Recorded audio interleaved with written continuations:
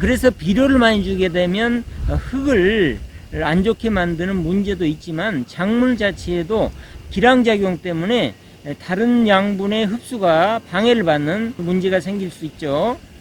그럼 어떻게 하면 좋을까요? 참 난감하네. 이 농사짓기가 보통 어려운 게 아니죠. 제가 오늘 좋은 방법을 알려드리도록 하겠습니다. 배추 심은 지 22일 정도 지났습니다. 오늘은 배추가 가장 좋아하는 음식 비료를 줘보려고 합니다. 배추에게 양분의 공급도 중요하지만 내 배추가 있는 텃밭에 좋은 미생물들을 확 점유를 시키는 게 중요하거든요. 그래야 배추에 병도 없고 건강해지는 겁니다. 굉장히 중요한 얘기입니다.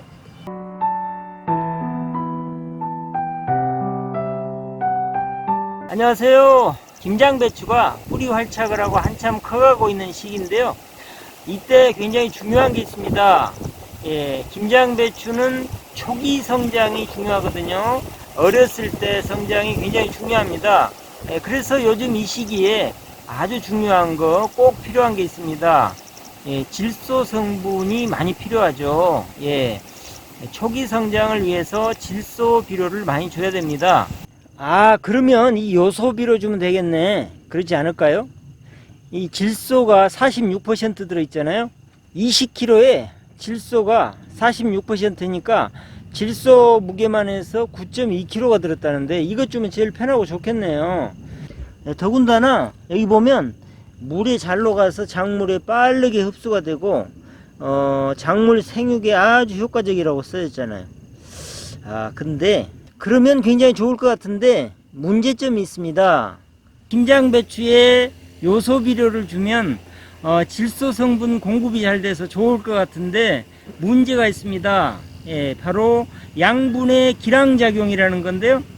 기량작용이 뭐냐면요, 어떤 성분이 많아지면 어떤 다른 성분은 흡수가 안 되게 하는 이런 작용을 얘기를 합니다. 예를 들면 질소하고 붕소, 가리 같은 경우인데요. 질소 성분이 많아지면 또 기랑 관계에 있는 붕소나 카리 같은 경우는 흡수가 안 됩니다. 그러면 붕소 결핍이나 카리 부족이 오게 되는 거죠. 또 문제가 생깁니다. 그러면 붕소를 주면 되겠네요? 아니죠. 붕소를 또 많이 주면 질소가 흡수가 안 되는 또 문제가 생깁니다. 그래서 비료로 이렇게 시비를 하는 경우는 그런 점이 참 문제가 많죠. 그래서 비료를 많이 주게 되면 흙을 안 좋게 만드는 문제도 있지만 작물 자체에도 기량작용 때문에 다른 양분의 흡수가 방해를 받는 문제가 생길 수 있죠. 그럼 어떻게 하면 좋을까요? 참 난감하네. 이 농사짓기가 보통 어려운 게 아니죠. 제가 오늘 좋은 방법을 알려드리도록 하겠습니다.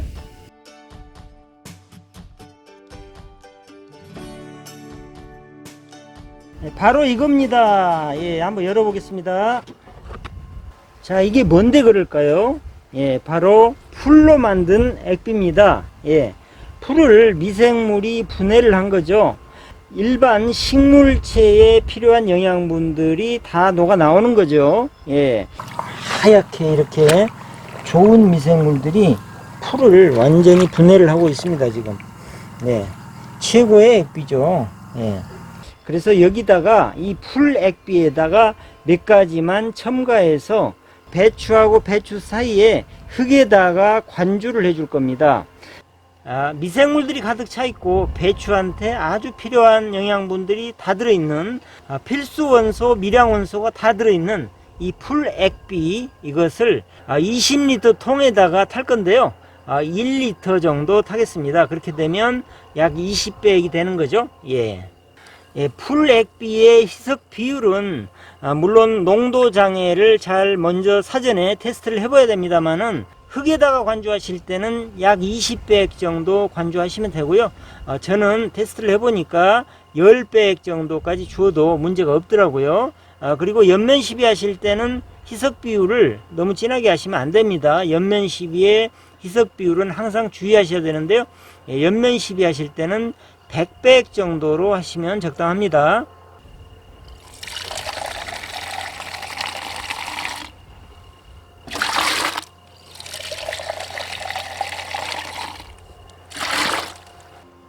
여기다가 요즘 배추가 초기 성장이 굉장히 중요하잖아요.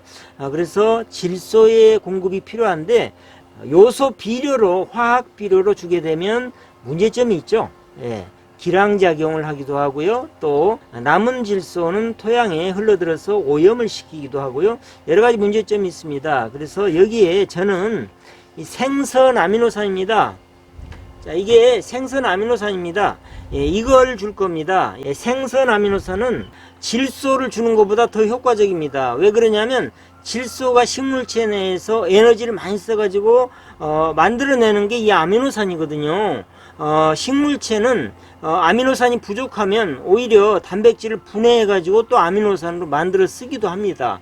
굉장히 필요한 거거든요.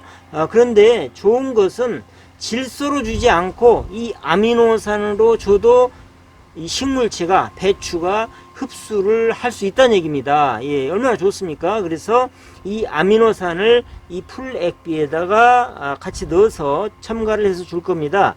예, 얼마를 첨가할 거냐면 이것은 100ml 정도 첨가를 할 겁니다. 예, 200백이죠. 예, 200백으로 이 아미노산을 100ml 타서 여기 타서 줄 겁니다. 이렇게 타서요. 예, 줄 겁니다. 이렇게 해서 흙에다가 관주를 해줄 겁니다. 예, 여기에다 천일염 한 숟갈 타고요.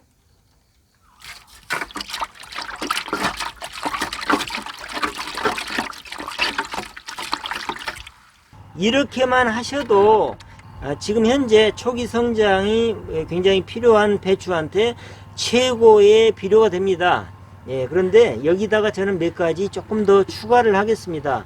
예, 제가 따로 만든 이건 성장용 액비입니다. 예, 이 안에는 굉장히 여러 가지가 들어있는데요. 예, 이 성장용 액비 40ml 이렇게 넣고요. 예, 그 다음에 이것은 굴껍질을 녹여서 만든 칼슘입니다. 폐화석 칼슘 조금만 넣겠습니다. 조금이 얼마냐면 10ml 조금씩만 넣습니다.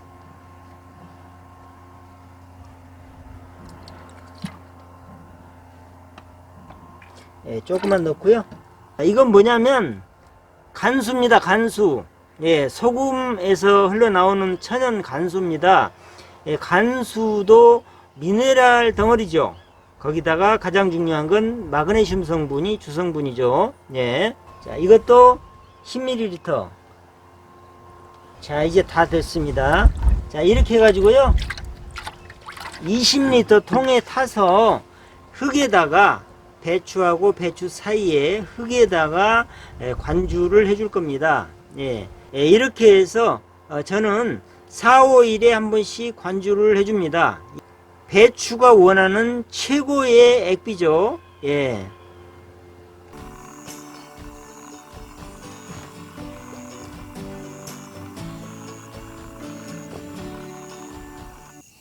천연 풀하고요. 풀 액비하고 아미노산 섞은 겁니다.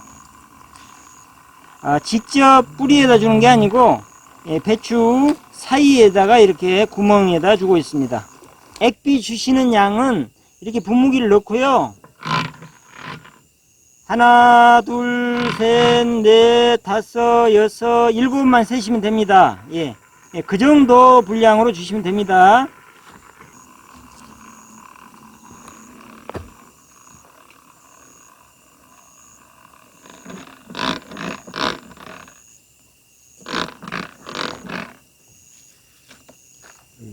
이걸 하니까 이제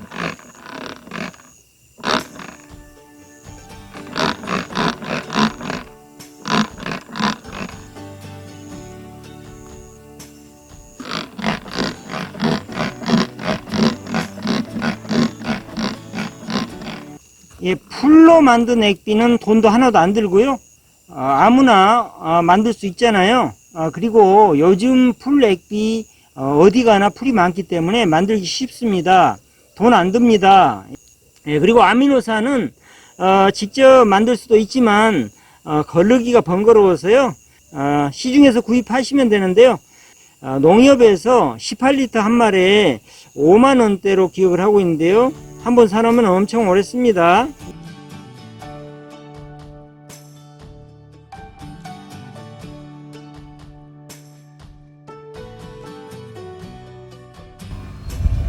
이 안에는 배추가 필요한 것들이 다 있고요. 천연 물질이기 때문에 부작용이 없습니다. 예, 그리고 미생물에 의해서 혹시 조금 넘치더라도요, 미생물에 의해서 바로 분해가 됩니다. 예, 식물체에서 필요한 양분들이 다 있는 거죠. 이 미생물들 하얗게 보이시죠? 예, 이 미생물들이 이 풀을 분해를 다 해주는 겁니다. 그리고 더 좋은 점 또 하나 뭐냐면 바로 이겁니다. 예, 이게 뭐냐고요? 미생물입니다. 이 액비는 미생물 덩어리거든요. 보시다시피 미생물들이 엄청나게 왕성하게 활동을 하고 있죠. 내 배추밭의 흙 속에다가 배추한테 유익한 미생물들을 많이 넣어주는 겁니다. 예. 식물이 병이 생기는 것은 병원균이 있어서 그렇거든요. 그런데 배추한테 유익한 미생물들이 그 흙 전체를 꽉 점유를 하고 있으면 좋지 않은 미생물들, 병원균들이 접근을 못하죠. 예. 흙 속에는 모든 미생물들이 다 있다고 보시면 됩니다. 근데 병이 생기는 것은 병원균이 많아지기 때문에 그렇거든요. 예. 그래서 좋은 미생물들이 많이 점유를 해버리면 병원균들이 힘을 못 쓰는 거죠. 그 왜 그러냐면 몇 마리 안 되니까요. 예. 개체수에 프로테지가 중요하다는 얘기죠. 그래서 좋은 흙이라 그러면 좋은 미생물들이 많이 점유를 하고 있는 흙이고, 그리고 나쁜 흙은 좋지 않은 미생물들이 많이 점유를 하고 있는 흙이 되는 겁니다. 그래서 배추에게 양분의 공급도 중요하지만 내 배추가 있는 텃밭에 좋은 미생물들을 확 점유를 시키는 게 중요하거든요. 그래야 배추에 병도 없고 건강해지는 겁니다. 굉장히 중요한 얘기입니다.